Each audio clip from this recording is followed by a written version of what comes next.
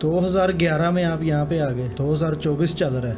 पाकिस्तान के हालात आजकल आपको पता है कैसे हैं, क्या कहना चाहते हैं इसके बारे में? इन्ना लिल्लाहि व इन्ना इलैहि राजिऊन। और वो बेचारे ऐसे ख़ानदानों से भी कुछ लोग आते हैं जो कि माँ का जेवर भी बेचते हैं, प्रॉपर्टियाँ भी बेचते हैं, हर चीज़ बेचते हैं, सिर्फ कि एक अच्छा फ्यूचर उन्हें मिल सके। तो यहाँ पे जब वो आते हैं, नॉट स्पेसिफिकली मलेशिया, लेकिन यूरोप में या कहीं और भी या इधर भी, उनके साथ जो ना दो नंबर ये हो जाती है। सबसे पहला जो पॉइंट है कि लोगों के पास इन्फॉर्मेशन सही नहीं है। पहले जो लोगों के पास इन्फॉर्मेशन थी वो भी थर्ड हैंड इन्फॉर्मेशन मिलती थी, और वो थर्ड हैंड इसलिए मिलती थी क्योंकि आपके अपने लोग आपको हेल्प ही नहीं करते। आपका चाचा, मामा, ताया, रिश्तेदार दुनिया के 10 कोनों में बैठे होंगे, सही बात लेकिन है। आज तक उन्होंने आपको फ़ोन करके नहीं बोला होगा कि साथ आ जाओ, मैं यहाँ पे बैठा हूँ। बिल्कुल ऐसे कुछ टेंशन की ज़रूरत नहीं है, बस इस तरह प्रोसेस करो और आ जाओ। बल्कि हमने देखा भी है, जानवरों की खालें उतरती हैं, बिकती हैं, मवेशियों की खालें उतरती हैं, बिकती हैं, या इंसानों की भी खालें उतारी जा रही। की खालें कम उतरती हैं, इंसानों की खालें ज़्यादा उतरती हैं। और 10 दिन की कॉन्वर्जेशन के बाद पता चलता है दुकान जो है वो बातें करोड़ों की और दुकान पकौड़ों की। अल्लाह ने इतनी ताकत दी है और इतनी अकल दे दी है, मैं शुक्र अदा करता हूँ अल्लाह का कि जल्दी दे दी है अल्हम्दुलिल्लाह। कि कुछ लोगों को टाइम गुजरने के बाद भी अकल नहीं आती। तो शायद हमें थोड़ी बहुत अकल दे दी है अल्लाह ने कि हलाल कमाना है, हलाल खाना है और बता के खाना है। आपकी ज़िंदगी में काफ़ी हर्डल्स आए, आपने बड़ी स्ट्रगल की यहाँ तक पहुँचने में, या कुछ करने में, या कुछ बनाने में। कोई ऐसा वाक़या जिसने आपको जो है वो अपने दीन के करीब कर दिया हो? लेकिन क्योंकि तरबियत ऐसी थी वालिद साहब की भी और वालदा की भी, और अल्हम्दुलिल्लाह जो दोस्त यार थे या जो और दूसरे करीबी लोग थे वो भी ऐसे ही थे कि कभी कभी डी ट्रैक हो जाते थे, लेकिन फिर वापस ट्रैक पे आ जाते थे, फिर डी ट्रैक हो जाते थे, फिर वापस ट्रैक पे आ जाते थे। तो दो तीन इंस्टेंसेस में ऐसा हुआ कि मैंने अपना सेल्फ एनालिसिस करना शुरू किया। और मेरे ख्याल से सेल्फ एनालिसिस से अच्छी कोई चीज़ नहीं है कि आप अपना मुआवजा खुद कर लें कि आप किस डगर पे जा रहे हैं, किस और पानी में भी। आपके हालात क्या कहते हैं। हमारे जो पाकिस्तानी एक जॉब सीकर कम्युनिटी है, उसको क्या मैसेज देना चाहते हैं अगर कि वो जॉब सीकिंग के लिए यहाँ पे मलेशिया में आना चाहता हो? जॉब वालों को ये कहता हूँ, भाई मुझे ये किसी ने नहीं बताया था, आपको कह रहा हूँ भाई, आप लोगों को कह रहा हूँ जो जॉब करने वाले हजरात हैं, मैट्रिक वाले, इंटरमीडिएट वाले, एफएससी वाले, बीएससी वाले, बीबीए वाले, या मास्टर्स वाले, या पीएचडी वाले, जॉब करनी है तो भाई ऐसी पढ़ाई करो कि कंपनीज आपको लेने के लिए रेडी खड़ी रहें, वरना नौकरी मत करो भाई, सिवाय जलालत के कुछ भी नहीं है।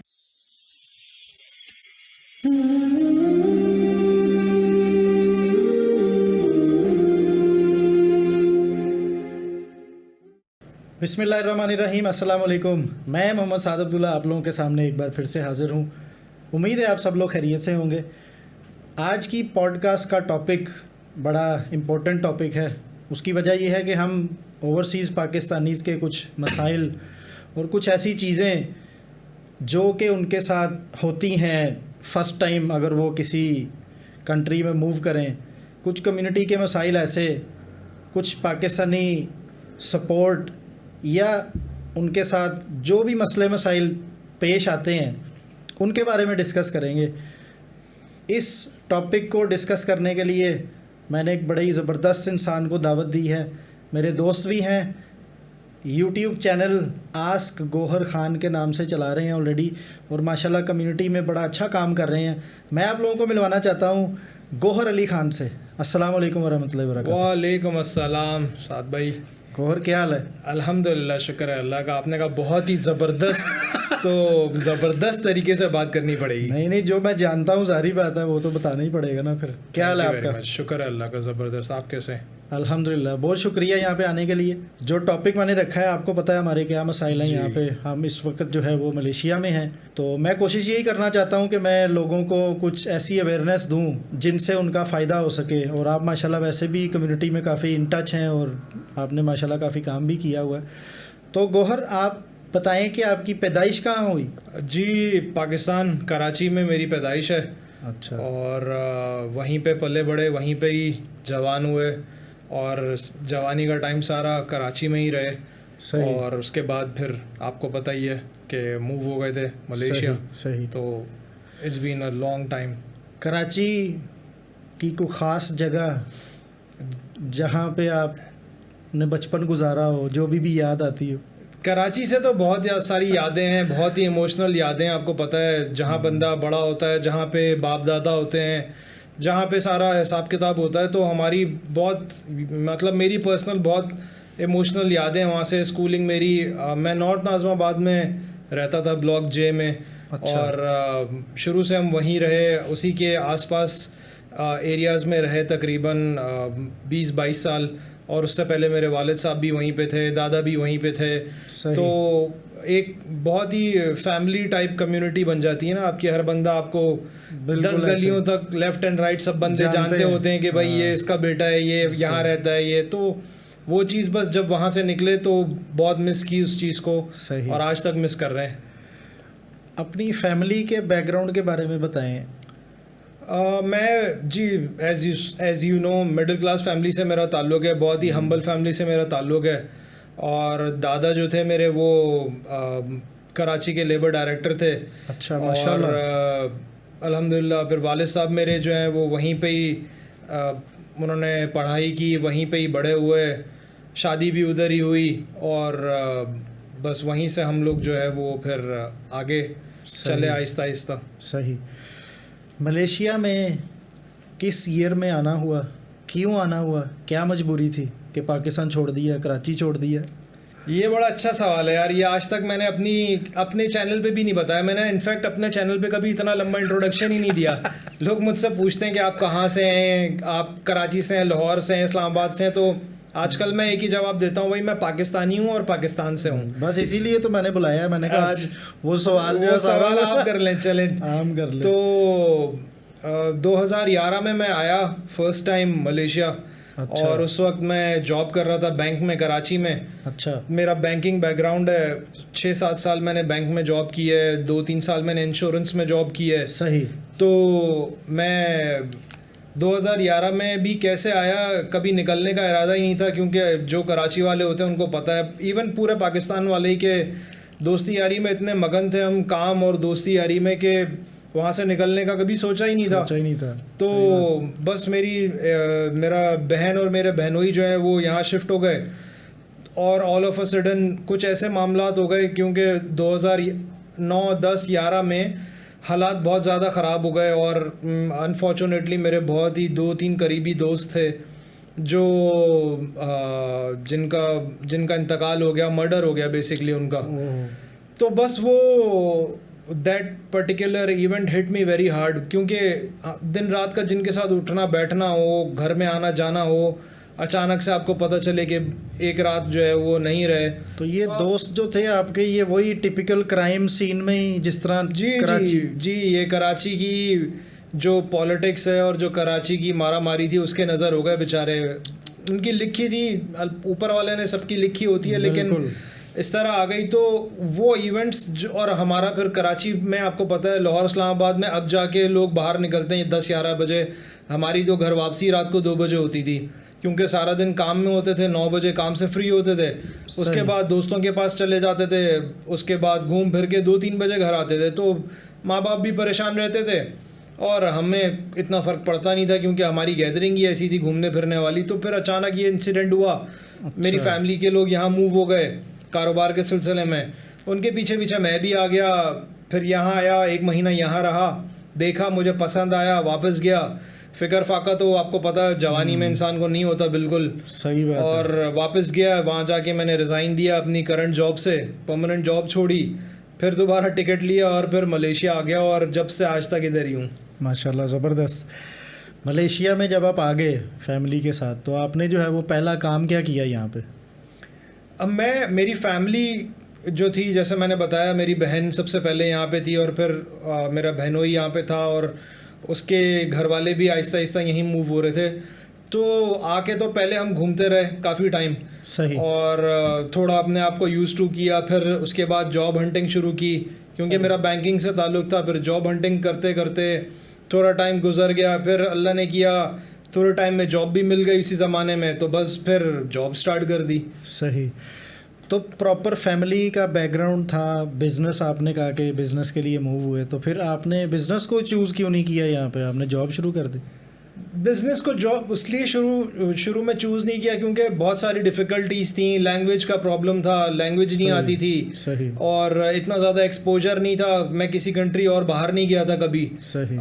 फर्स्ट टाइम मलेशिया आया था, और आते ही फिर आपको गैदरिंग ऐसी मिल जाती है, या जो मेरे रिश्तेदार थे वही मेरे दोस्त भी थे कुछ, फिर मेरे कुछ दोस्त भी मूव हो गए, फिर एक सर्कल में घुस गए जॉब के दोबारा से, तो बस उसी सर्कल में चलते रहे, एक से दूसरी जॉब, दूसरी से तीसरी जॉब, सही। आहिस्ता आहिस्ता इम्प्रूवमेंट करते रहे। तो बहुत दफ़ा निकलने की कोशिश की क्योंकि हमेशा से बिज़नेस माइंडेड थे, पहले वाले साहब भी बिज़नेस में रहे और उनको हेल्प करता रहा काफ़ी टाइम तक। तो इसलिए इनिशियली जो है वो बिज़नेस का प्लान नहीं किया था, और किसी ने फोर्स भी नहीं किया, और कोई रिस्पॉन्सिबिलिटी भी इतनी कोई ख़ास नहीं थी कि बंदा उस तरफ जाता। लेकिन थोड़ा बहुत बिज़नेस जो मेरा शौक भी है और बिज़नेस भी था वो मैं शुरू से करता था, वो आपको पता ही है। 2011 में आप यहाँ पे आ गए जी। 2024 चल रहा है, पाकिस्तान के हालात आजकल आपको पता है कैसे हैं, क्या कहना चाहते हैं इसके बारे में? इन्ना लिल्लाहि व इन्ना इलैहि राजिऊन। आपने एंड कर दिया। देखें, हालात पहले कुछ और तरह ख़राब थे, अब कुछ और तरह ख़राब हैं। दुनिया इम्प्रूवमेंट की तरफ जा रही है, और हम जो हैं वो डिक्लाइनिंग सिचुएशन है हमारी हर तरीके से। पहले इकोनॉमी बेहतर थी, दूसरे मसाइल बहुत ज़्यादा थे, तंजीमी, पॉलिटिक्स और ये सब चीज़ें, लेकिन हालात अच्छे थे, लोग अच्छा गुजर बसर कर रहे थे। सही बात है। लेकिन आज के हालात में ना तो पॉलिटिक्स रही, ना तो इकोनॉमी रही, ना तो सिर्फ मुल्क पाकिस्तान का नाम रह गया है, मॉरल वैल्यूज भी ख़त्म हो गई, सब कुछ। आप एग्जैक्टली सही कह रहे हैं, मतलब कुछ ऐसी चीज़ नहीं रही जो बची हो, बस अल्लाह का नाम है और पाकिस्तान है। फ़िलहाल तो मैं यही कह सकता हूँ। मैं अभी पिछले दिनों एक यूट्यूब पे वीडियो देख रहा था, एक बाहर कोई गोरा था, पता नहीं पाकिस्तान में उसका जाना हुआ, वापस आया, उन्होंने पूछा कि क्या देखा तुमने पाकिस्तान में? कहता सब कुछ देखा है, एक बात पे मुझे यकीन आ गया। उन्होंने पूछा क्या? कहता वो अल्लाह ही चला रहा है पाकिस्तान। ये बात सच है। जी, ये बात 100% सच है कि ये गैबी ताकत ही है और ऊपर वाले की ताकत ही है जो अभी तक मामला जो हैं वो अंडर कंट्रोल है, वरना तो हमने कोई कसर छोड़ी नहीं। सही बात है। गौहर, जैसा कि आपको पता है कि जब भी एक नॉर्मल फैमिली मिडिल क्लास से बंदा ओवरसीज़ के लिए प्लान करता है या अपने एक ख्वाब को पूरा करने के लिए निकलना चाहता है, चाहे वो यूरोप हो, चाहे वो एशियन कोई भी कंट्री हो, कोई ना कोई मुश्किलात उनको ज़रूर आती हैं। और वो बेचारे ऐसे ख़ानदानों से भी कुछ लोग आते हैं जो कि माँ का जेवर भी बेचते हैं, प्रॉपर्टियाँ भी बेचते हैं, हर चीज़ बेचते हैं, सिर्फ कि एक अच्छा फ्यूचर उन्हें मिल सके। तो यहाँ पे जब वो आते हैं, नॉट स्पेसिफिकली मलेशिया, लेकिन यूरोप में या कहीं और भी या इधर भी, उनके साथ जो ना दो नंबरी हो जाती है। मैंने बड़े ये वाक़यात देखे हैं, आप इस फील्ड में हैं, ये क्यों होती है दो नंबरी? साद भाई, ये बड़ा सेंसिटिव मामला है और बहुत ही दर्दनाक और अफसोसनाक मामला है ये। और जितने वाक़यात मैंने देखे हैं यहाँ पे और जितने लोगों को मैंने इधर रोते धोते देखा है, मैं आपको एक्सप्लेन नहीं कर सकता। इसके लिए मेरे ख्याल से 2 घंटे की पॉडकास्ट भी होगी ना अगर, सही बात, तो वो कम है। जो मैं अगर रियल लाइफ इवेंट्स बयान करना शुरू कर दूँ तो that will be too difficult for us to cover in this video. जी। सो मसला ये है कि हर बंदे का ख्वाब है बाहर जाना, कि भाई बाहर चले जाएं। हालात ख़राब हैं तो भी, और हालात अगर सही थे तो भी, कि भाई बाहर जाएंगे, बाहर देखेंगे बाहर क्या हो रहा है, बाहर दरख्तों से डॉलर तो नहीं लगे हुए या यूरो तो नहीं लगे हुए। तो सबसे पहला जो पॉइंट है कि लोगों के पास इंफॉर्मेशन सही नहीं है। पहले जो लोगों के पास इंफॉर्मेशन थी वो भी थर्ड हैंड इंफॉर्मेशन मिलती थी। सही। और वो थर्ड हैंड इसलिए मिलती थी क्योंकि आपके अपने लोग आपको हेल्प ही नहीं करते। आपका चाचा, मामा, ताया, रिश्तेदार दुनिया के 10 कोनों में बैठे होंगे, सही बात लेकिन आज तक उन्होंने आपको फ़ोन करके नहीं बोला होगा कि साथ आ जाओ, मैं यहाँ पे बैठा हूँ, बिल्कुल ऐसे। कुछ टेंशन की ज़रूरत नहीं है, बस इस तरह प्रोसेस करो और आ जाओ। बिल्कुल। तो इसी तरह वहाँ भी बेचारे लोगों के साथ है, वो कोई कंसल्टेंट के हत्थे चढ़ जाता है, सही कोई बात दोस्त के हत्थे, कोई भाई के, कोई कैसे, तो वहाँ से बेचारे एक दर्दनाक प्रोसेस से होके यहाँ पहुँचते हैं। जब यहाँ पहुँचते हैं कोई इन्फॉर्मेशन नहीं होती, कोई रिसर्च करके नहीं आते, कुछ पढ़े लिखे भी नहीं होते, इवन जो पढ़े लिखे भी होते हैं वो भी यहाँ पे आके स्कैम का जो है वो स्कैम की नज़र हो जाते हैं। सही बात। तो मसला यही है कि रिसर्च नहीं करते बिल्कुल भी, पढ़ते नहीं है बिल्कुल भी, बाहर की दुनिया को ऐसा समझते हैं जैसे all is well, outside of Pakistan all is well, सब कुछ सही है। बिल्कुल। ओरिजिनल रियलिटी कोई नहीं बताता। इसीलिए आप अगर आपने मेरा चैनल देखते हैं जैसे आप, तो मैं वही आपको बताने लगा था कि यही वजह थी मुझे एक तो बुलाने की कि यार उस चैनल पे मैंने बड़ी ज़बरदस्त इन्फॉर्मेशन देखी है।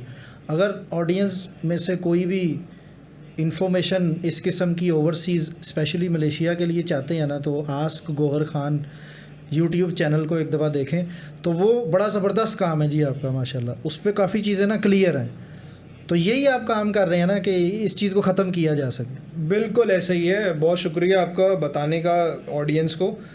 देखें, जब हमें इन्फॉर्मेशन नहीं मिलती थी, हम यहाँ पे 13 साल से रह रहे हैं। बिल्कुल। और हमें हर दूसरा बंदा जो है वो ऐसे ही मिलता था कि वो चूना लगाने के लिए रेडी है, बस पान का पत्ता ले आओ और कत्था चूना लगा दो बस, तो वो रेडी है। लेकिन हमने भी इतने धक्के खाए यहाँ पे कि फिर मैंने सोचा ये इस चैनल को शुरू करने का मकसद ही यही था कि लोगों को फर्स्ट हैंड इन्फॉर्मेशन मिले। और इस चैनल से ना तो मैं पहले कुछ कमाता था, ना मैं आज कुछ कमाता हूँ, ना ऑन द रिकॉर्ड आज आपको बता रहा हूँ। ये भी मैंने अपनी ऑडियंस को कभी नहीं बताया।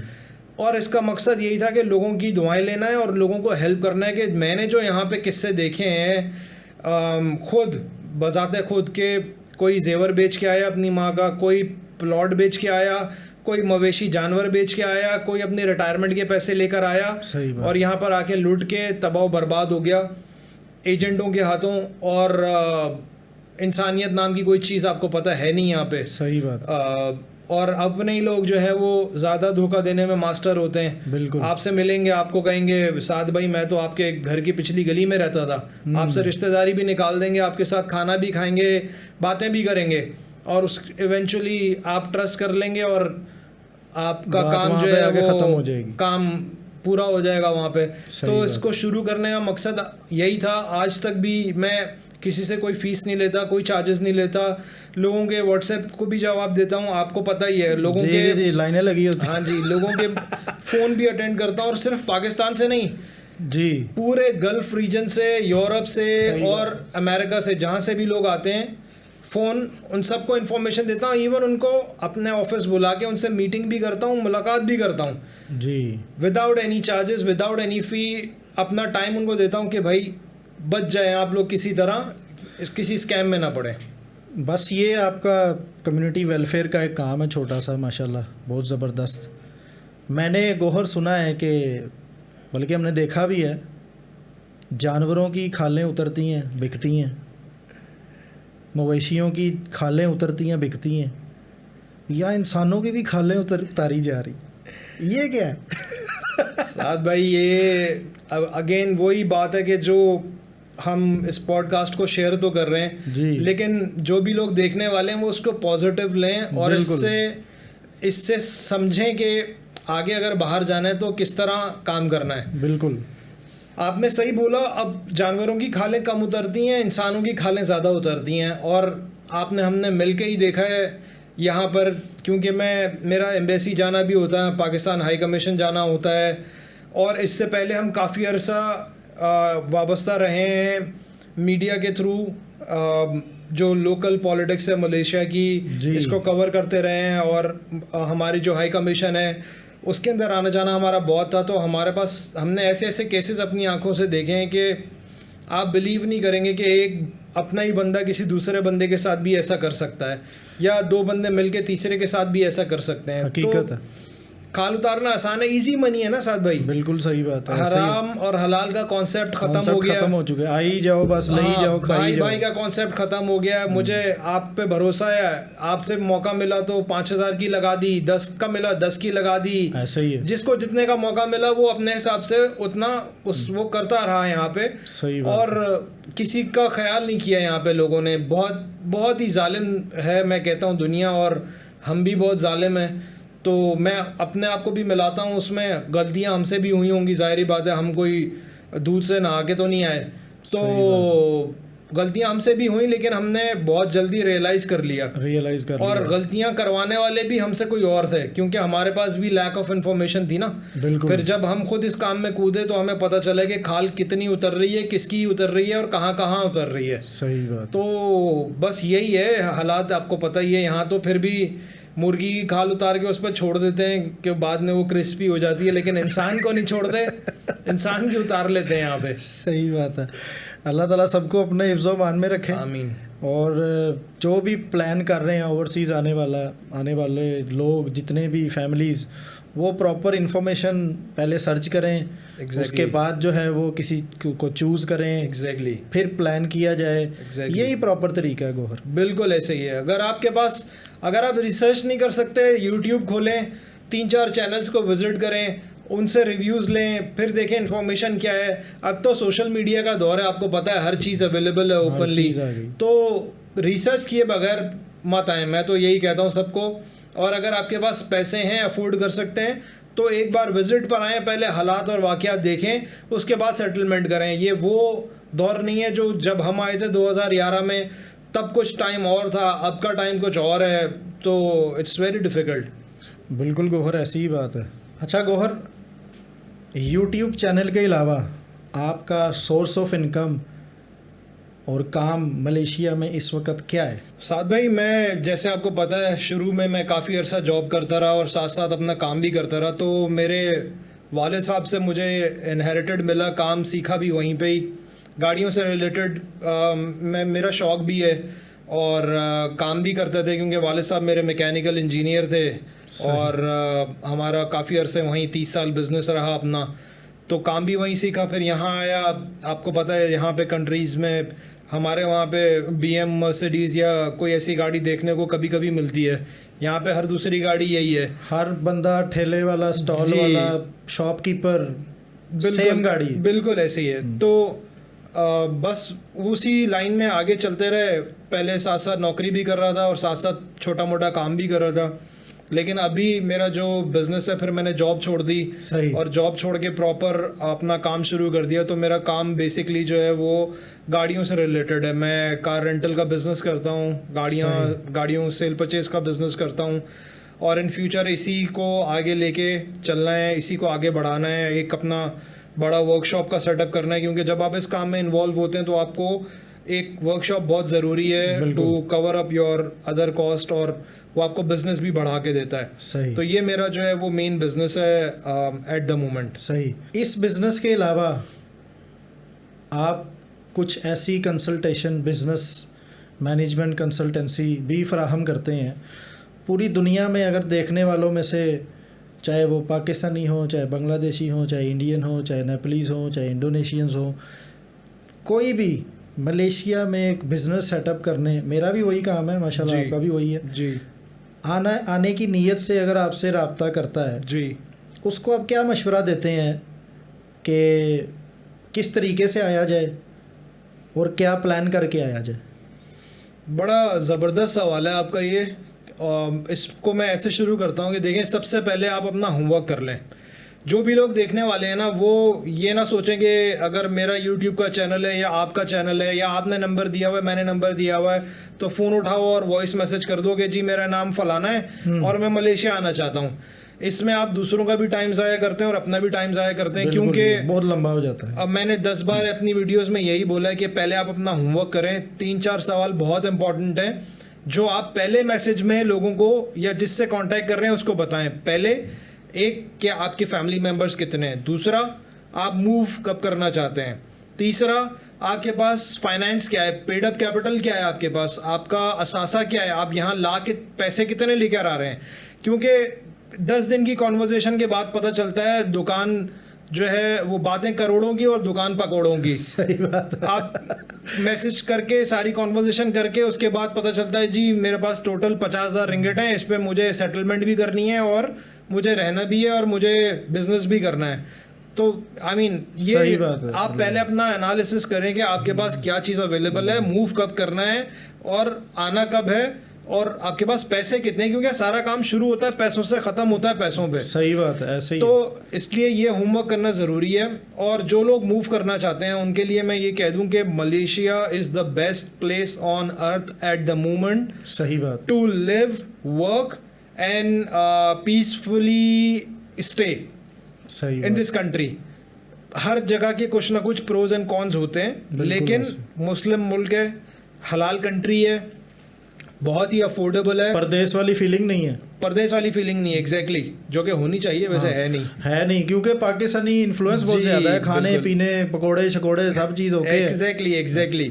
सो दुबई, मस्कत, कतर, ओमान, पूरे गल्फ रीजन से, पूरे यूरोप से, पूरे अमेरिका कनाडा से सबसे चीप रीजन ये मलेशिया है, जहाँ पर आप 5 स्टार ज़िंदगी गुजार सकते हैं इतने पैसों में। मैं चैलेंज करके कह रहा हूँ कि जो बंदा पाकिस्तान में 20 लाख रुपए महीने में जो ज़िंदगी वहाँ नहीं गुजार सकता, वो यहाँ वो 5 लाख 6 लाख रुपए में गुजार सकता है। बड़ी ज़बरदस्त आपने बात की। बिल्कुल, यहाँ पे दुबई की निस्बत बाकी कंट्रीज़ की निस्बत अपार्टमेंट और फैसिलिटीज़ मैं कहता हूँ कमाल।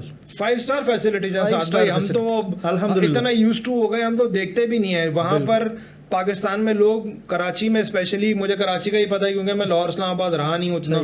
इस्लामाबाद में भी वही है कि लोग पैसे दे के स्विमिंग पूल जाते हैं स्विमिंग करने के लिए, जिसमें 3-3 महीने का पुराना पानी होता है और क्लोरीन डाल के साफ किया जाता है। या हर अपार्टमेंट के नीचे। यहाँ पे क्या हाल है? आप खुद यहाँ माशाल्लाह इतने सालों से है, और हमारा पुराना 12 साल 10 साल पुराना साथ है। आप भी जब ऐसे ही आए थे हमारी तरह ही, और हम तब से अभी तक पोजीशन देख लें आप। बिल्कुल ऐसे ही। तो जो भी आने वाले हैं उनके बच्चों के लिए this is the safe place, safest country. Schools available हैं, खाना पीना बहुत ही सस्ता है, 5 स्टार। मेरे जितने भी लोग दुबई से या गल्फ से मूव होकर आए ना यहाँ पे, वो यहाँ पे घर आके ऐसे लेते हैं जैसे फ्री में उनको पैसा फ्री में आ रहा है, क्योंकि वो जो वहाँ पर रेंट पे करके आ रहे होते हैं और सड़ी हुई गर्मी से वो लोग वहाँ यहाँ आते हैं, तो वो कहता है यार ये तो कोई बात ही नहीं है। मतलब लिटरली मेरा एक क्लाइंट था जो वहाँ पे साल के 1.5 लाख या 2.25 लाख धर्म दे रहा था किसी विला के।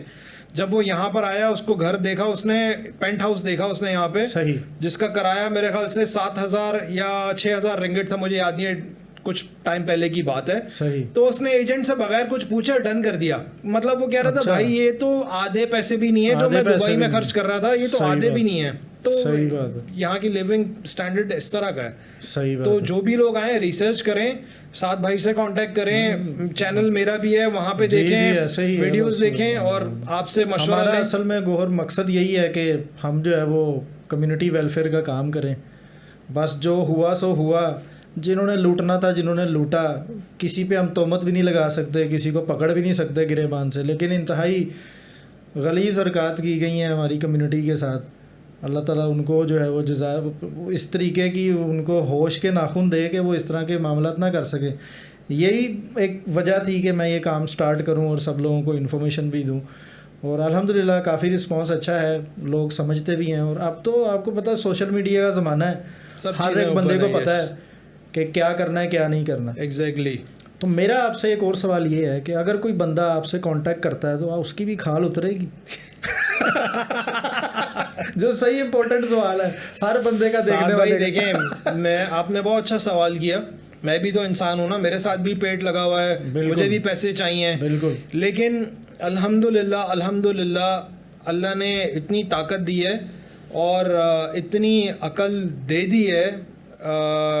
मैं शुक्र अदा करता हूँ अल्लाह का कि जल्दी दे दी है अल्हम्दुलिल्लाह। कि कुछ लोगों को टाइम गुजरने के बाद भी अकल नहीं आती, तो शायद हमें थोड़ी बहुत अकल दे दी है अल्लाह ने कि हलाल कमाना है, हलाल खाना है और बता के खाना है। सही बात। तो जो बंदा मेरे पास आ रहा है या आपके पास आ रहा है, हमारा और मेरा एक ही तरीका है, आपका और मेरा, कि बंदे को आप A to Z her cheese transparent बता दें। बिल्कुल ऐसे ही है, प्रॉपर प्रोसेस के थ्रू बताएं जी। कोई शॉर्टकट नहीं है हमारे पास। सही बात। और जो चार्जेस हम लोग लेते हैं या जो फीस हम चार्ज करते हैं वो हम बता के करते हैं। अगर मैंने 5,000 रिंगिट लेने हैं या मैंने 10,000 रिंगिट लेने हैं तो मैंने बता के लेने हैं, और साथ में ये भी कह देना है कि आप 10 जगह और जाएं, पहले रिसर्च करें, पता कर लें। If you are satisfied then you come to me और then you come to us. Pakistani कौम ऐसी है ना, खाने का सामान लेना हो या पीने का सामान लेना हो, कुछ भी लेना हो, 100 रेडियों पे जाके पहले चेक करते हैं। एग्जैक्टली। लेकिन इस मामले में मार खा जाते हैं ओवरसीज़ के मामले में। साथ भाई वही बात है कि रिसर्च नहीं करते ना, मसला यही है। अब और हमारा ट्रस्ट लेवल भी इतना नहीं है। देखें, अगर आपकी जगह कोई गोरा बैठा होगा या मेरी जगह कोई गोरा बैठा होगा ना, या किसी दूसरी चमड़ी का आदमी बैठा होगा, तो कहेंगे ओ इटालियन, वो he is British man, he has good values. सही बात। Pakistani, oh no man, I don't want to talk to him. सही बात, ऐसे ही। तो हमारी भाई मेंटालिटी ये है, बिल्कुल आपस में एक दूसरे को देखने वाले। अगर आपके पास ज्यादा पैसा है, आप लैंड क्रूजर से उतरे ना, आप मुझे कुछ समझेंगे ही नहीं, अनलेस कि आपको पता हो कि नीचे हमारी भी कुछ 2-4 पार्किंग में खड़ी हैं। तो मसला ये है कि हमारा प्रॉब्लम यही है। आप मुझे तो 100 रुपये कम कराने के लिए बोलेंगे कि अब मैं आपको काट रहा हूँ, लेकिन गोरा आपसे $100 ज़्यादा ले लेगा ना, या $1000, तो आप खुशी खुशी दे देंगे, खुशी दे देंगे, और पतीसी बहुत बड़ी भी होगी। यही बात है ना। और वो आपको 10 दिन का बोल के 1 महीना भी इंतजार कराएगा, तो आप कहेंगे इट्स ओके मैन। सही बात। लेकिन अगर मैंने आपको 11वें दिन वेट करा दिया, तो आप मुझे गालियों से नवाजेंगे कि ये तो अपनी जबान पे ही पूरा नहीं उतरता, इसने तो ऐसे कर दिया, ऐसा वैसा कर दिया। गालियों के अलावा बद्दुआएं अलहदा। तो साथ भाई यही प्रॉब्लम है ना, मसला यही है कि बंदे को ट्रस्ट करना ज़रूरी है, लेकिन आप अपनी रिसर्च कर लें पहले। अब रिसर्च कर लें, लोगों को देख लें हम क्या बता रहे हैं और लोग क्या बता रहे हैं। जो इन्फॉर्मेशन हम लोग शेयर करते हैं, या जो आप अपने क्लाइंट से शेयर करते हैं, या जो मैंने यूट्यूब पे शेयर की हुई है जी, लोगों को ये पेड कंसल्टेंसी देने के बाद भी ये इन्फॉर्मेशन नहीं मिलती है। और इस बात की गवाही अगर कोई मेरे क्लाइंट देख रहे होंगे ना, और इस वीडियो के नीचे वो लिख के बताएंगे कि ये ऐसा हुआ है। जो चीज़ें हम यहाँ पे 13 साल से रह रहे हैं, आखिर हमें इन एंड आउट ऑफ पता चल गया ना यार। बिल्कुल सही बात। तो जो हम फ्री ऑफ कॉस्ट लोगों को बताते हैं, वो हैरान हो जाते हैं लोग। मेरे पास यूके से, यूएस से, कहाँ से क्लाइंट्स आते हैं, मिलते हैं, वो कहते हैं हम तो 4 कंसल्टेंट से और मिले, उन्होंने तो कुछ और बताया। बिल्कुल ऐसे ही है। तो हम we are here to make things easier for our people, कोई भी हो। हमारी कंसल्टेशन या कोटेशन, उस पर एक लिखा होता है ओरिजिनल चार्ज, ये सर्विस, वो सर्विस, एंड पे आवर चार्ज। एग्जैक्टली। तो ये अगर मेंशन कर दें तो ये बता के लेने वाली बात है। और इसमें कोई जो है वो किसी का जाता नहीं है कुछ। तो नहीं, हमारा तो सर ओपन है ना। देखें, जिसने करना है करे, हमारा कोई धंधा तो नहीं चल रहा है। सही बात है। जिसने करना है करे, जिसने नहीं करना वो किसी और से करवा ले भाई। We will be more than happy. मेरे पास ऐसे भी लोग हैं जो इन्फॉर्मेशन मेरे से लेते हैं, काम कहीं और से करवाते हैं, और जब फंस जाते हैं, अब उन लोगों को मैं कैमरे पे नहीं ला सकता। सही बात। वरना मैं आपको कसम उठा के बता सकता हूँ, कसम मैं उठाता नहीं हूँ, लेकिन कभी कोई क्लाइंट रेडी हो गया ना, अगर बहुत सारे ऐसे जो कहीं आए, इन्फॉर्मेशन मेरी देख के मिले मुझसे, सब बातें मेरे से की, डन भी मुझसे किया, लेकिन काम किसी और से करवाया, और वही 2 महीने के बाद मेरे ऑफिस में दोबारा बैठे होते हैं कि अब बताएं अब क्या करें, अब तो हम फंस गए। बिल्कुल, ये तो हकीकत। जब भी मुझे मौका मिला ना, अगर वो कैमरे पे आने के लिए रेडी हुए, तो मैं उनको यहीं ले आऊँगा और इधर बैठ के उनके साथ पॉडकास्ट करेंगे। सही बात है। एक और सवाल आपसे पूछना चाहता हूँ, एजेंट और कंसल्टेंट के दरमियान क्या फ़र्क है? ये भी आपने बड़ी अच्छी बात की है। आप बड़े चुन के सवाल लेकर आए हैं कि बंदा वैसा बैठा हुआ एजेंट के और कंसल्टेंट में क्या फ़र्क है। देखें, कंसल्टेंट वो आदमी होता है जिसके पास आप जाते हैं और उससे मशवरा लेते हैं कि ये मेरे फाइनेंशियल हालात हैं, ये मेरी फैमिली है, ये मेरी एजुकेशन है, मैं यहाँ मूव करना चाहता हूँ, आप मुझे कंसल्टेंसी दें कि आप इसमें क्या हेल्प कर सकते हैं, या आपकी क्या राय है। बिकॉज कंसल्टेंट जो है वो अनफॉर्चुनेटली हमारे मुल्क में, या और भी दूसरे मुल्कों में भी देख लें, जो we speak the same language और डिफरेंट लैंग्वेज लिटिल बिट, वहाँ भी यही है कि consultant are becoming an agents, या फिर कंसल्टेंट वो इन्फॉर्मेशन नहीं देता जो उसको देनी चाहिए, वो इन्फॉर्मेशन देता है जिसमें उसका फ़ायदा होता है। सो कंसल्टेंट का मतलब ही यही है कि आप जा रहे हैं उससे एक मशवरा लेने के लिए, कंसल्टेंसी के लिए जा रहे हैं, एडवाइजर है जी। आप बता दें ये 3 ऑप्शंस हैं, इसमें इतना खर्चा है, इसमें इतना खर्चा है, इसमें इतना खर्चा है, ये काम ऐसे होगा, ABCD, ये काम ऐसे होगा। सही। एजेंट जो है ना, ये यहाँ मलेशिया में लोग कहते हैं कि जिसको माँ की बद्दुआ होती है ना, वो एजेंट बन जाता है। और ये मैंने अपनी आंखों से देखता आ रहा हूँ आज तक हाजिर में कि बड़े बड़े लोग, मतलब फिर मैं अगर कुछ हालात और किसी का नाम लूँगा तो वो अच्छी बात नहीं होगी। बिल्कुल।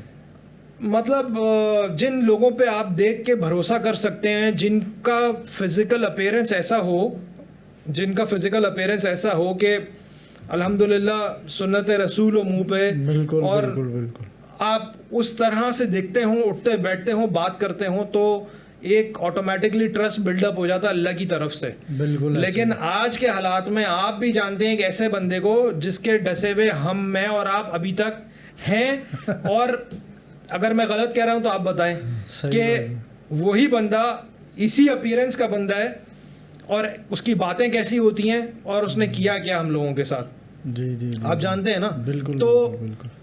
अल्लाह ताला हिदायत दे सबको।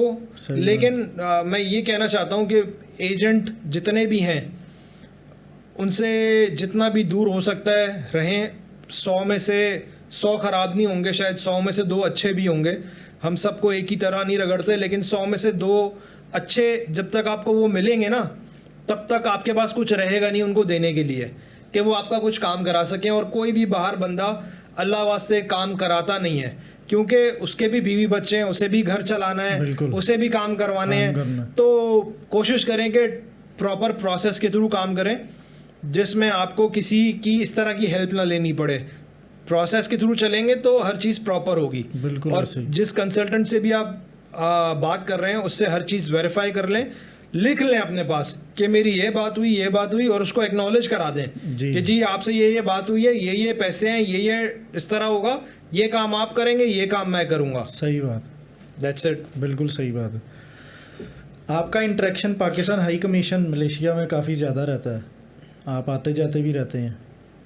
2010 में मुझे अच्छे तरीके से याद है, बड़े बुरे हालात थे, लाइनों में बाहर खड़े कर देते थे, हमें समोसे बिरयानियाँ खिलाते थे, और अंदर जाने का टाइम भी नहीं मिलता था, और टाइम ख़त्म भी हो जाता था। अब क्या हालात हैं? साद भाई, ये भी फॉर्चुनेटली और अनफॉर्चुनेटली हालात ऐसे नहीं होने चाहिए थे पहले, जी क्योंकि जो भी हाई कमीशन जिस कंट्री में होती है उसका ये काम है कि वो अपने लोगों को फैसिलिटेट करे, चाहे वो लूला लंगड़ा है, चाहे वो गरीब है, चाहे वो अमीर है। If he is a citizen of Pakistan, high commission की रिस्पॉन्सिबिलिटी है कि वो उसको फुली इंटरटेन करें, फुली नो मैटर व्हाट। आप अगर किसी के सोर्स से आ रहे हैं तो आपको वीआईपी प्रोटोकॉल मिल रहा है, और अगर गौहर किसी बगैर प्रोटोकॉल के जा रहा है तो उसको बिल्कुल ही घटिया ट्रीटमेंट मिल रहा है। सो आप सही कह रहे हैं, उस वक्त के हालात बहुत ख़राब थे, और उस वक्त के हालात और अब में बहुत फ़र्क आ चुका है ज़मीन आसमान का। तो मैं अल्हम्दुलिल्लाह ये कह सकता हूँ अभी आज के हालात में कि अब जो हाई कमीशन की टीम काम कर रही है पिछले 2-3 सालों से, नो डाउट बहुत आउटस्टैंडिंग काम कर रही है, ज़बरदस्त। जी यंग ब्लड काम कर रहा है, फ्रेश CSPs हैं, बिल्कुल। और फ्रेश लोग हैं, एम्बेसडर्स भी अच्छे हैं। जो पिछली एम्बेसडर थी मैडम आमना बलोच, उनके टाइम से लेके अब तक बहुत ज़्यादा इम्प्रूवमेंट आ गई है। अब जी। पता चलता है कि आप एक सिस्टमेटिक वे के थ्रू एम्बेसी में जा रहे हैं, जी आपके मसलों को भी सुना जा रहा है, आपकी प्रॉब्लम्स को भी हल किया जा रहा है, और आपको जैसे भी वो फैसिलिटेट कर सकते हैं वो कर रहे हैं। बिल्कुल ऐसे ही है। हो सकता है अभी भी कुछ कोताही रह जाती हो जो मुझे भी कभी नज़र आती है, मैं तो फौरन पॉइंट आउट कर देता हूँ। जी जी जब ऐसे ही है। हमारे, क्योंकि हाई कमीशन का काम है ना, देखें कि वो जिस कंट्री में भी हैं उसकी गवर्नमेंट से बात करें कि अगर आपके लोगों के साथ मिस ट्रीटमेंट हो रहा है, चाहे वो गरीब हैं चाहे वो अमीर हैं, being a citizen of Pakistan, उनका काम है कि वो आपको उनसे बात करें। और एक हमारे पासपोर्ट की आपको पता है अनफॉर्चुनेटली कितना बिल्कुल ऐसे डिक्लाइनिंग ही है। मूवमेंट पे है, वो थोड़ा किस सा वैल्यू उसकी क्या रह बिल्कुल गई ये है। मसला है। तो लोग भी उसी तरह आपको डील करते हैं, लोग भी उसी तरह बिहेव करते हैं जिस तरह का आपका पासपोर्ट है आपसे, चाहे वो सरकार हो कहीं की भी। तो अल्हम्दुलिल्लाह काफ़ी अच्छा काम कर रहे हैं, काफ़ी ज़्यादा। मेरा बल्कि खुद एक्सपीरियंस हुआ भी पिछले दिनों एम्बेसी विजिट करने अच्छा। का।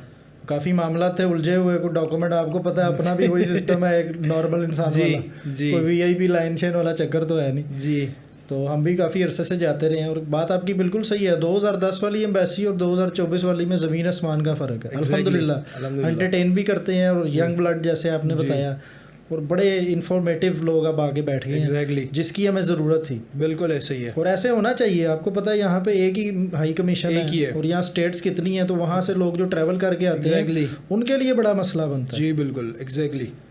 तो एक और सवाल मैं आपसे ये करना चाहता हूँ कि यहाँ पे मलेशिया में हमारी कम्युनिटी जो है वो 8-10 कम्युनिटियों में बटी हुई है। Exactly. जो मैंने नोट किया है, कोई एक कम्युनिटी नहीं है जिसका मुंह जिसका चलता है वो अपनी एक कम्युनिटी पाकिस्तानी बना के बैठ जाता है, झंडा लगा के एक ऑफिस लेके कि जी मैं खैर खा हूँ। इसके बारे में आपका क्या ख्याल है? देखिए उसाद भाई, मसला ये है कि हम एज अ कौम तो रहे नहीं, अनफॉर्चुनेटली कह लें या बदकिस्मती से हम वो रहे नहीं जो हमें होना चाहिए था, जो हमारी दीन की तालीमात हैं। सही तो हम कभी फ़िरक़ों में बढ़ गए, हम कभी जो है वो मसलक में बढ़ गए, कभी हमने अपनी चार दीवारी बना ली, कभी हमने अपनी मस्जिद बना ली। सही बात तो अनफॉर्चुनेट है ये बहुत, लेकिन मैं ये समझता हूँ कि हमें आपस में मिलजुल के रहना चाहिए, एक दूसरे से मिलना चाहिए। ना कोई कमतर है, ना कोई बहुत ज़्यादा है, कोई बहुत बड़ा है, क्योंकि देखें मरने के बाद जो है वो जाना एक ही कब्र में, मट्टी एक ही है। सही बात और है। ना तो कोई गाड़ी, ना कोई प्रॉपर्टी, ना आपका पैसा, कुछ भी साथ नहीं जाएगा। सिर्फ ये सोच की बात है कि अगर आप आज सोच लें कि हाँ जी this is the reality of life, कि हमने मर के जाना है और साथ में अमाल लेके जाना है, तो सब कुछ सही हो जाएगा। बिल्कुल ऐसे सब कुछ एग्जैक्टली सही हो जाएगा इंशाल्लाह। अल्लाह करे कि ऐसा टाइम भी आए और हम लोग देखें भी, इंशाल्लाह, जिससे एक कम्युनिटी और एक कौम होने का जो है वो तासुर मिले सबको, इंशाल्लाह, ज़रूर इंशाल्लाह। अच्छा गोहर, चाय भी आ गई हुई है, क्या बात है। ठीक है। सवाल जो है वो मेरा थोड़ा हटके है इस सारे पॉडकास्ट से। पूछें। थोड़ा सा मेरा जो है ना वो, आपको पता है मकसद भी यही है पॉडकास्ट शुरू करने का ना। आपकी ज़िंदगी में काफ़ी हर्डल्स आए, आपने बड़ी स्ट्रगल की यहाँ तक पहुँचने में, या कुछ करने में, या कुछ बनाने में। कोई ऐसा वाक़या जिसने आपको जो है वो अपने दीन के करीब कर दिया हो? साद भाई, ये तो ऐसा एक वाक़या नहीं है, ऐसे तो काफ़ी सारे वाक़या हैं। और वाक़यात तो मैं नहीं कहूँगा उनको, लेकिन बहुत सारी ऐसी सिचुएशंस हैं जो मुझे, जिसने समझने पे मजबूर किया और जिसने मुझे दीन के करीब किया। जैसा मैं होना चाहता हूँ मैं उतना करीब अभी भी नहीं हूँ, कोशिश कर रहा हूँ। कोशिश कर रहे हैं, बिल्कुल जी। तो आप जब अकेले होते हैं, परदेश में होते हैं, ना आपको माँ देखती है, ना बाप देखता है, ना बहन भाई देखते हैं, ना मोहल्ले वाले देखते हैं, ना रिश्तेदार देखते हैं, ना कोई बातें कहने वाला होता है, ना सुनने वाला होता है, और आप बादशाह होते हैं अपने आप में, अपने आप में। सही बात है। तो आपने भी वो टाइम गुजारा है, हमने भी वो टाइम गुजारा है। ऐसा ही है। तो वो टाइम शायद जो हमने अपनी उस टाइम पे गुजारा, आज से कोई 7-8 साल पहले, वो बहुत कम लोगों को मौका मिलता है उस तरह का टाइम गुजारने का।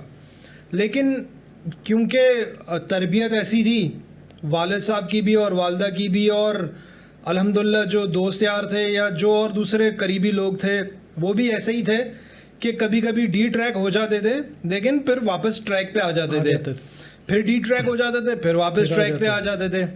तो दो तीन इंस्टेंसेस में ऐसा हुआ कि मैंने अपना सेल्फ एनालिसिस करना शुरू किया। और मेरे ख्याल से सेल्फ एनालिसिस से अच्छी कोई चीज़ नहीं है कि आप अपना मुआवजा खुद कर लें कि आप किस डगर पे जा रहे हैं और आपके हालात क्या कहते हैं। तो मैंने अपनी फैमिली के बारे में सोचा, मैंने अपने बारे में सोचा, मैंने अपने हालात के बारे में सोचा। कोई परेशानी नहीं थी, कोई, बस अल्लाह की तरफ से एक ख्याल आया दिल में कि अगर, ये मैं आपको हकीकत बता रहा हूँ कि मेरे दिल में ये ख्याल आया कि अगर तू मर गया ऐसे, या इन हालात में तू मर गया अगर, तो ऊपर वाले को क्या मुंह दिखाएगा। क्योंकि मुझे किसी ने नहीं बोला, आप जानते हैं मैं अपने घर में भी बड़ा हूँ, सही बात। मैं जो चाहूँ करूँ, जो चाहता हूँ करता हूँ, अल्हम्दुलिल्लाह। कोई रोक टोक नहीं है, वालिद वालिदा की तरफ से कोई रोक टोक नहीं है। उन्होंने जो बताना था, सिखाना था, वो बता दिया, बता देते हैं। इस उम्र में तो आप बता ही सकते हैं ना, बिल्कुल ऐसे ही। बचपन में तो मार लेते हैं आप, थप्पड़ मार लिया, पिटाई कर दी बच्चों की, कुछ और कर दिया, ज़बरदस्ती कर ली। लेकिन जब आप कमाऊ पूत हो जाते हैं, फिर आपको किसी से पूछने की तो ज़रूरत ही नहीं होती। सही बात है। और इतना डिस्टेंस भी था। तो 2-3 दफ़ा ऐसे ही हुआ, मुझे झटका लगा। पैसों का झटका नहीं लगा अल्हम्दुलिल्लाह, लेकिन एक दिमागी और दिल की तरफ का झटका लगा कि यार ये समथिंग इज़ नॉट राइट। बस फिर मैंने अपना डिसीजन खुद लिया, और आपके अंदर इतनी विल पावर होनी चाहिए कि आप जो डिसीजन ले लो फिर उस पर खड़े हो। और मैंने अभी इत्तफाक से मैंने अभी एक अपने ही व्लॉग में लास्ट या सेकंड लास्ट में भी यही बात की कि देखें, मर्द के पास क्या है स्टैंड लेने के लिए? एक ज़बान ही है ना आपकी, सही बात। और आपका एक इरादा ही है ना। और क्या है? पैसा तो लाखों लोगों के पास है, स्टेटस तो लाखों लोगों के पास है, लेकिन आप खुद क्या हो? आपकी स्टैंडिंग क्या है? क्या आप डिफ़िकल्टीज़ को फेस कर सकते हो? क्या आप अपने आप को शीशे में फेस कर सकते हो? क्या आप अपने बच्चे को हराम खिला के उसको फेस कर सकते हो? उसको हलाल की तलकीन दे सकते हो? नहीं दे सकते, बिल्कुल नहीं दे और अगर आप देते हो तो समझो कि आपका ज़मीर मर चुका है, आप अंदर से, आपका दिल काला हो चुका है। बिल्कुल। तो बस इसी तरह के इंस्टेंसेस हुए 2-3, जिनसे मैं बहुत ज़्यादा डिस्टर्ब हो गया कि यार या तो ए है या तो बी है, बीच का कोई रास्ता नहीं है। तो बस फिर अल्हम्दुलिल्लाह वो सब जगहें भी छोड़ दी, वो सब लोग भी छोड़ दिए, और अल्लाह ने खुद ब खुद ही अपना जो है वो दिल दूसरी तरफ कर दिया। बस फिर काम में लग गए, और बस अब एक ही मोटिव है कि लोगों के साथ अच्छा करना है, और उनको जो है वो मुश्किलात से जो जिस तरह भी हम निकाल सकते हैं, जिस तरह का भी जहाद हम कर सकते हैं, करें, चाहे ज़बानी हो, चाहे किसी और तरह का हो, चाहे किसी मदद की सूरत में हो, बस वो कर रहे हैं और उसी की कोशिश में लगे हुए हैं। अब आप सबसे दुआएं कि मेरे लिए भी दुआ कीजिए कि मैं जो है वो लगा रहा हूँ इसी तरह। आमीन आमीन, बिल्कुल। हमारी तो आपके साथ सब दुआएं हैं। चाय भी ठंडी हो रही है, आप चाय भी साथ साथ पिए। सवाल तो आते जाते रहेंगे। तो मैंने कुछ सवाल लिखे हुए थे, वैसे मैं लिखता नहीं हूँ। अच्छा। लेकिन आपकी तो मुझे लिखने पड़ते मुझे बार बार नीचे देखना पड़ता है। अच्छा, मैंने जो एक चीज़ सोची हुई थी कि इस पॉडकास्ट में पूछूंगा, वो ये थी कि मैं चाहता हूँ कि आप हमारे जो पाकिस्तानी एक जॉब सीकर कम्युनिटी है, उसको क्या मैसेज देना चाहते हैं अगर कि वो जॉब सीकिंग के लिए यहाँ पे मलेशिया में आना चाहता हो। सबसे पहला सवाल तो ये है, इसके लाइन में दूसरा बाद में पूछूंगा, पहले आप ये बताएं। साद भाई, ये मैं अपनी दिल की बात ही करता हूँ वैसे तो, और मैं कोई प्री प्लान, आपको पता है, कभी नहीं। मैंने अपनी वीडियोस में भी कभी कोई प्री प्लानिंग नहीं की, जो कि अच्छी बात नहीं है, करनी चाहिए, लेकिन जो निकलती है वो आ जाती है। जॉब वालों को ये कहता हूँ भाई, मुझे ये किसी ने नहीं बताया था, आपको कह रहा हूँ भाई, आप लोगों को कह रहा हूँ, जो जॉब करने वाले हजरात हैं, मैट्रिक वाले, इंटरमीडिएट वाले, एफएससी वाले, बीएससी वाले, बीबीए वाले, या मास्टर्स वाले, या पीएचडी वाले, जॉब करनी है तो भाई ऐसी पढ़ाई करो कि कंपनीज आपको लेने के लिए रेडी खड़ी रहें, वरना नौकरी मत करो भाई। सिवाय जलालत के कुछ भी नहीं है। अब मैं साथ की तरफ नहीं देख रहा, मैं आप लोगों से मुखातिब हूं। बिल्कुल बिल्कुल। मैंने ये नौकरी करके देखा है भाई, 10 साल 10 साल भी नहीं, साथ भाई 13-14 साल आप जॉब पे थे, साथ साथ ये काम करते थे। 2005 से मैंने नौकरी शुरू की, 2005 से, और समझ लें आप 2022 तक मैंने नौकरी की है। मुख्तलिफ औकात में बीच में छोड़ी भी, बिजनेस किया, फिर नौकरी की, लेकिन इवेंचुअली मुझे किसी ने ये नहीं समझाया था कि भाई, ना किसी ने बताया, किसी मेंटोर ने नहीं बताया यार कि भाई नौकरी करनी है तो ऐसा स्किल पैदा करो अपने अंदर कि आप एक जगह से छोड़ो काम तो 10 जगह पे लोग तैयार खड़े हों कि साथ कि वहाँ से रेजिग्नेशन आ रही है, इस बंदे को उठा लो। ये नहीं मिलेगा भाई। डिग्रियाँ करनी है तो कोई मुनासिब सी डिग्री कर लो भाई, स्किल ले लो। स्किल आपको मरने नहीं देगा भूखा। ये मैं आज आपको बता रहा हूँ, जब मेरे वालिद साहब, क्योंकि हमारा वर्कशॉप था, ऑटोमोबाइल से ताल्लुक़ था, तो जब मैंने वहाँ पे काम सीखा ना, तो मुझे उस वक्त बहुत बुरा लगता था, बहुत बुरा लगता था, क्योंकि छोटा था, मेरा दिल चाहता था खेलूं, बाहर जाऊं, लेकिन वालिद साहब बुला लेते थे, उनके साथ रहता था, और रोना भी आता था और डांट भी पड़ती थी साथ में। लेकिन मैं आपको कसम खा के कह सकता हूं कि आज अगर मुझे वो काम करना पड़ जाए कहीं बाहर, तो मैं अपनी सारी डिग्रियां, सारी चीज़ें साइड पे रख के एक अच्छे पैसे कमा सकता हूं। मुझे किसी के आगे हाथ नहीं फैलाने पड़ेंगे, क्योंकि मेरे पास वो स्किल है जो मैं आज तक यूज़ कर रहा हूं। क्योंकि मेरा गाड़ियों का काम है, तो वही स्किल आज तक उसी की बेस पे मैं कमा रहा हूँ कि गाड़ी कैसे लेनी है, किस तरह देखनी है, क्या करनी है। तो आ जाते हैं, इसको कंटिन्यू कर जी, लेते जी, हैं जी। कि जो भी जॉब करने वाले हैं, मैं डीमोटिवेट नहीं कर रहा आपको, बल्कि मोटिवेट कर रहा हूँ कि अगर काम करना है तो ऐसा करो, ऐसी पढ़ाई करो, जॉब करनी है तो कि आपका वो स्किल जो है ना वो किसी के पास ना हो, और अगर हो तो बिल्कुल माइनॉरिटी में हो, आपकी इतनी वैल्यू होनी चाहिए। मलेशिया में अगर कोई जॉब्स देखने आ रहा है साथ भाई, तो जी। उसके लिए यही है कि यहाँ पे 3-4 किस्म की जॉब्स हैं सही। जो बहुत ज़्यादा हैं। एक फाइनेंस रिलेटेड जॉब्स हैं जिसमें सही। फॉरेनर्स को जॉब मिल जाती है, और उसमें कोई चार्टर्ड अकाउंटेंट भी हो सकता है, ECCA वाला भी हो सकता है, कोई अकाउंटिंग से अकाउंटेंट की किसी ने पहले जॉब की हो, उसको एक्सपीरियंस हो, तो उनके लिए बुक कीपिंग का काम भी कर सकता है, थोड़ा वो easy है उनके लिए ईजी है।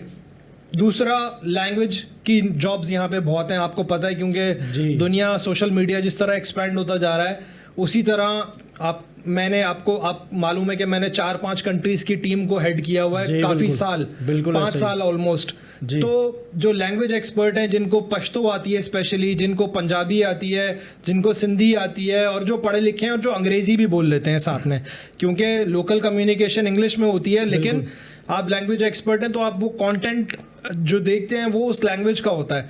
तो पश्तो, फारसी, उर्दू और पंजाबी और सिंधी, इन की जो जॉब मार्केट है यहाँ पे वो है।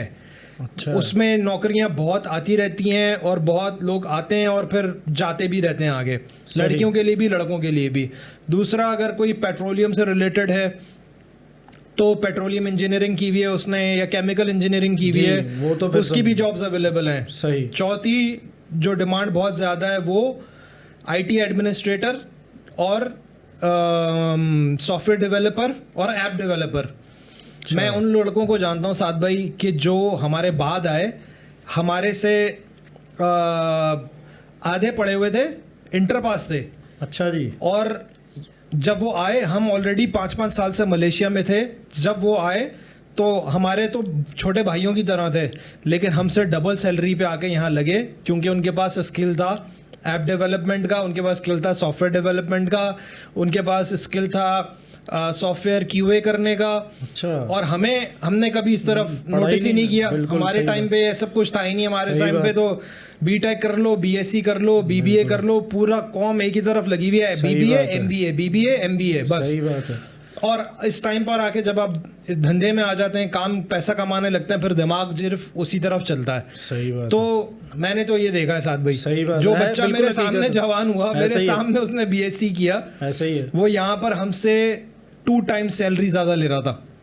बिल्कुल फ्रेश बच्चा, माइलो पीता था साथ भाई वो हमारे सामने। क्या बात कर रहे हैं? मैं आपको मजाक नहीं कर रहा, सीरियसली हमारे घर में रहता था। अच्छा। और माइलो पीता था रात को सोते हुए। क्या और बात। वहाँ चाइनीज कंपनी में उसको हायर किया हुआ था उन्होंने, जबरदस्त। और he was making twice the money what I was making at that time. Skill, software Exactly. Development का, Yes. जिस तरह भी आपने जिक्र किया। अभी तो साथ भाई AI का टाइम है। AI का टाइम अब कोई BSc BA और इन चीजों का तो टाइम ही नहीं रह गया, ये तो टाइम वेस्ट है। बिल्कुल ऐसे ही है। ये सिर्फ ऐसा ही है जैसे आप इन जनरल एजुकेशन ले रहे हैं ना, एक के बस पढ़ने की खातिर, या बस बिल्कुल सही माँ बात बाप की है। खातिर या बिल्कुल। रिश्तेदारों को दिखाने की खातिर, या बेटी का रिश्ता नहीं मिलेगा अगर जाहिल होगी तो। सही बात है। दिस इज ऐसा ही है, समथिंग बिल्कुल। What people are doing. बड़ी ज़बरदस्त इन्फॉर्मेशन आपने दी ऑडियंस को भी, जॉब सीकर्स को। अब आ जाती है बिजनेस कम्युनिटी की बात। कोई पाकिस्तानी हो या किसी और भी कंट्री का हो, उसके पास कुछ कैपिटल है, कुछ अच्छी इन्वेस्टमेंट है, उसके लिए मलेशिया में आप क्या समझते हैं कि क्या वो कर सकता है, किस तरीके से वो अपना पैसा यूज़ करके एक अच्छी अर्निंग कर सकता है यहाँ पे, इसके बारे में भी बताएं। देखें साद भाई, पहले तो मेरी ये दरख्वास्त है कि रियल लाइफ एनालिसिस करें अपना कि आपके पास है क्या। और मूवमेंट करना इतना आसान नहीं है। मूव करने के लिए आपको बड़े गट्स चाहिए कि कि आप किसी दूसरी जगह पर जाके चैलेंजेस को फेस करने के लिए रेडी हैं या सही नहीं बात है। बिल्कुल और ऐसा जो ही है। चैलेंजेस फेस कर सकता है, जो चैलेंज ले सकता है, जो रिस्क ले सकता है, वही उसका रिवॉर्ड भी लेता है। बिल्कुल ऐसा ही है। तो अगर आप मूव करना चाह रहे हैं, अपना पक्का इरादा करें, पुख्ता इरादा करें, अपने ऊपर पूरा भरोसा रखें और ऊपर वाले पे पूरा भरोसा रखें और डिसीजन लें। वो मैंने किसी की वीडियो देखी, कोई इंडिया के बहुत ही प्रोफेसर टाइप है या कोई बिजनेसमैन साहब हैं, उनकी मुझे बायोडाटा नहीं पता। अच्छा। उन्होंने बड़ी प्यारी बात की। उन्होंने कहा कि if you keep discussing with people you will be in discussions always, but if you make decision you will be somewhere at some point.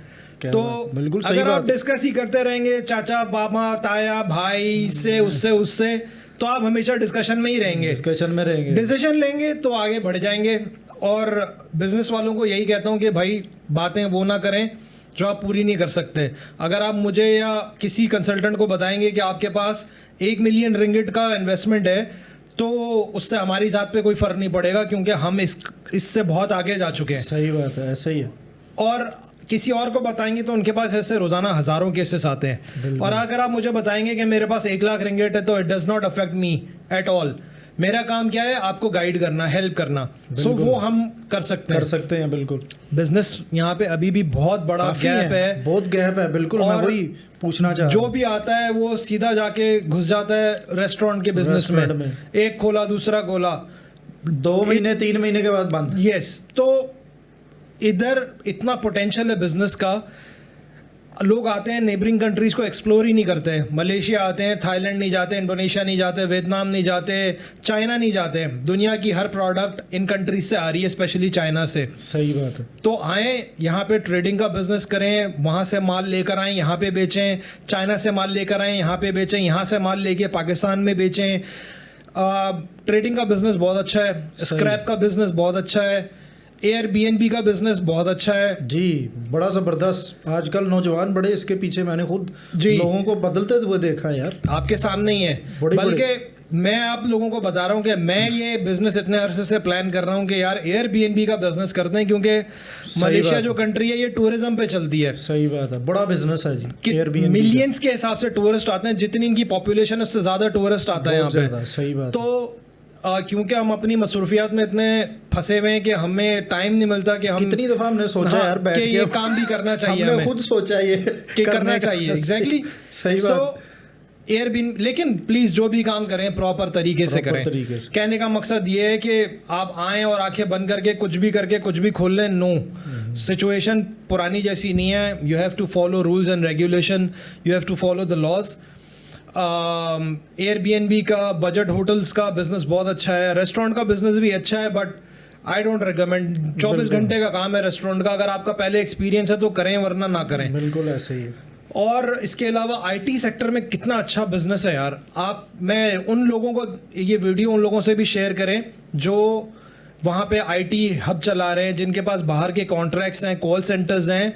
आप यहाँ पर आए, आपको कॉल सेंटर बनाया मिलेगा, दंग रह जाएंगे आप। सीटिंग बनी बनाई मिलेगी, आपको वीज़ाज भी मिलेंगे, आपको कंपनी भी मिलेगी, अपना पूरा सेटअप आप यहाँ पर लगा सकते हैं with half of your cost और 70% of the cost what you are paying in other countries. कोई भी कंट्री हो, चाहे इंडिया हो, बांग्लादेश हो, पाकिस्तान हो, नेपाल हो, म्यांमार हो, कहीं भी हो। सही बात है। यहाँ जो फैसिलिटीज़ हैं आईटी सेक्टर में, या जो गैप है वो आप फुलफिल नहीं कर सकते अगर 1 लाख लोग भी आ जाएं तो।